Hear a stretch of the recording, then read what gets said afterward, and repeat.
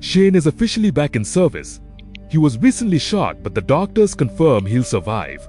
A commanding officer explains why Shane is needed again. The government depended on a scientist known as the Professor, who had been developing a classified invention called Ghost. This device is small enough to fit inside a briefcase but strong enough to interfere with nuclear launch systems. Because the Ghost technology has vanished, Shane is reassigned to active duty. During his briefing, he learns the device may be hidden inside the Professor's family residence. His mission comes with two objectives: locate the missing Ghost system and guard the Plummer family. It sounds like a simple assignment, but trouble begins immediately. At the front door, Shane is greeted by Julie Plummer and her extremely loud daughter Lulu. He's quickly introduced to the rest of the household: Zoe, Seth, Peter, baby Tyler, and their housekeeper Helga. The full Plummer crew is accounted for. Julie explains that someone recently broke into their home and she believes her family could be in danger. Meanwhile, Shane's ears are already under attack from non-stop noise. There's even a pet duck named Gary adding to the chaos.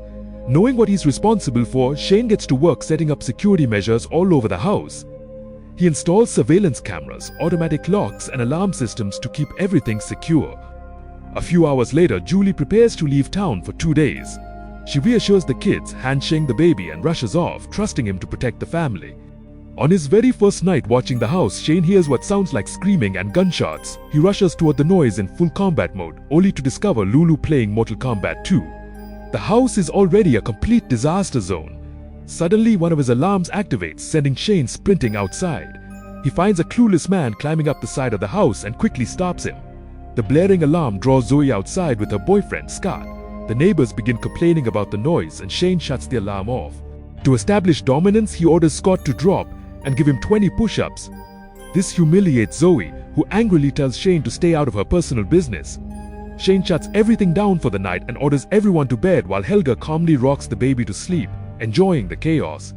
The next morning, Shane wakes the kids with full military discipline. Even on a Sunday, he flips Seth out of bed and calls everyone to breakfast formation. He announces that from now on, his rules will be strictly enforced. Lulu repeats everything he says just to irritate him. Shane introduces tracking devices meant to keep the kids under control, but Zoe refuses to cooperate. Shane ignores her protests and attaches the trackers anyway. Suddenly, Seth goes missing. Shane storms into his locked room and destroys the door, only to realize Seth was in the bathroom the whole time. After tagging him with a tracker, Zoe secretly tells Shane that the kids are plotting to overthrow his authority. Later, Shane reviews Helga's personal file while running training exercises. Lulu suddenly screams for help and Shane charges in again, only to find Peter bothering her with a blanket, pretending to be a ghost. Meanwhile, the older kids sabotage the staircase by coating it with oil, trying to trap Shane. It almost works, until Helga slips instead and takes the fall. Over in Zurich, Switzerland, Julie arrives at a bank to retrieve something from Howard Plummer's personal safety deposit box. The clerk demands a password, and judging by the reaction, it's clearly not an easy one to guess. That problem will keep them occupied for a while. Back at the house, Helga decides she's had enough after slipping on the oiled stairs and announces she's quitting. When the phone rings, she uses the moment to escape, but Shane grabs the call and stops her. It's Julie, who assures him everything is fine and says she needs to stay away for a few more days. While Shane tries to hold Helga back, she bites him and storms out for good. Now Shane is stuck running the household alone. Each kid comes with their own crisis, starting with Tyler's diaper. Shane treats the task like a bomb disposal mission, carefully approaching it as if it might explode. That night, Lulu overwhelms him with non-stop questions, making him uncomfortable enough to fire questions back at her instead. The next morning, Shane serves breakfast in the form of military rations and warns them to stay away from the cheese. The kids clearly need serious discipline, and even Peter manages to flip the entire table over. Shane soon receives a call from the school vice principal, forcing him to escort the kids there in full tactical mode, speeding through traffic in the family van. They arrive at school and meet Vice Principal Dwayne Murthy, who stares them down and brags about his authority. He also happens to be the wrestling coach and complains that Seth has been skipping practice while Zoe has been missing driving lessons. His dominance is cut short when Principal Claire Fletcher arrives. She dismisses the kids for the day and exchanges playful conversation with Shane, revealing she once served in the Navy. Shane respects her rank and asks permission to stay at school and watch over the kids, which she allows. During lunch, Shane notices Seth being bullied and steps in. Dwayne watches without concern, believing it will toughen Seth up even though it's 6 against 1. Dwayne mocks Shane for being assigned to babysitting duty and walks away. Seth becomes angry with Shane for interfering. Later, Shane is overwhelmed caring for the baby when Claire approaches him again. Suddenly, his tracker activates, sending him racing off in pursuit. He drives wildly through the streets, crashes into a construction site, and chases the signal through a sewer.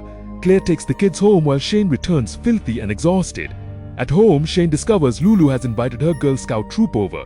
With Julie gone, he becomes their temporary leader and must help them sell cookies. He leads the group to Costco, where they are harassed by Boy Scouts trying to sell raffle tickets. Shane prioritizes Lulu's safety and takes the girls away, stopping for food at a chaotic family restaurant. When they return, Peter has been left behind and Shane must retrieve him. Diaper disaster included. Meanwhile, Zoe throws a massive party at the house with her boyfriend Scott. Shane storms in and demands the house be cleaned immediately. During the cleanup, he finds a disc labeled Ghost, realizing someone else may also be searching for it. Two attackers suddenly break into the house and Shane fights them off in a brutal brawl while the kids hide. The intruders flee and Shane earns the children's respect.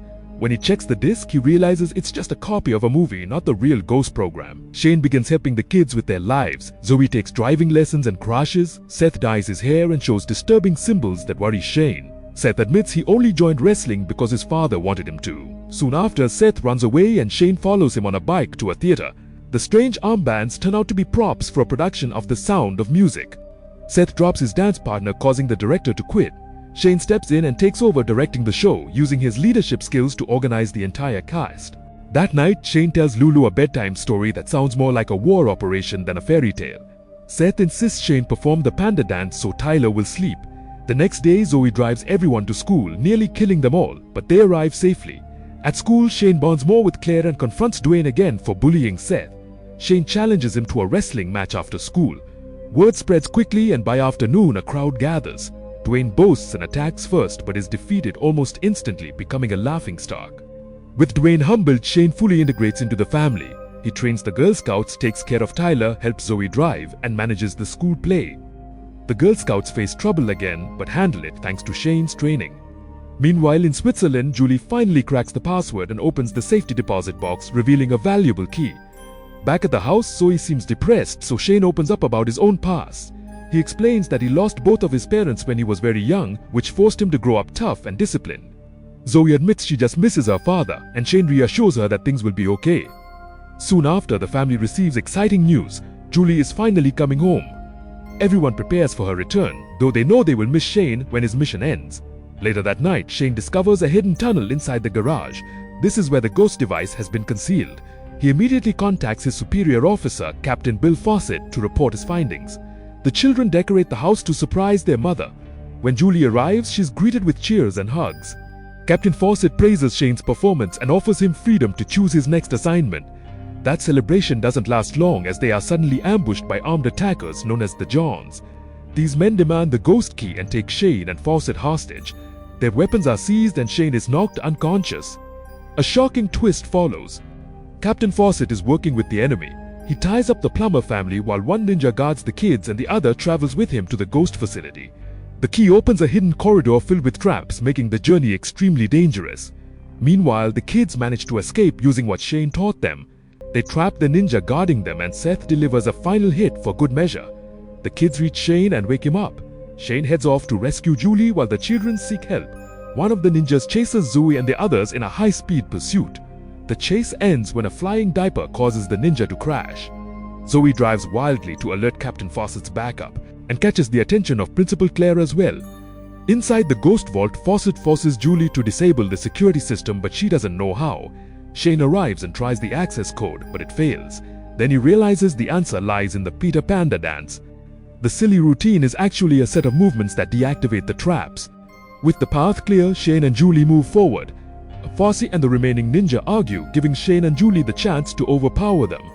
Shane secures the ghost device just in time. Zoe and the kids arrive with the police, but one final ninja appears with a larger weapon. Shane hands over the ghost to protect the children until Principal Claire and the Duck Gary team up to defeat the attacker. Fosse and the ninjas are arrested. Shane completes his mission and earns Julie's gratitude. Lulu gives him a huge farewell hug, but there is still one last mission left, the school musical. Seth delivers an amazing performance in The Sound of Music, and Shane may decide to stay with the family longer. Even Dwayne finds a new purpose through the play. And that wraps up the story of the Pacifier starring Vin Diesel, Lauren Graham and Brittany Snow. A suburban mission packed with action, comedy and heart. If you enjoyed this story, don't forget to subscribe to the channel for more amazing movie recaps. Thanks for watching.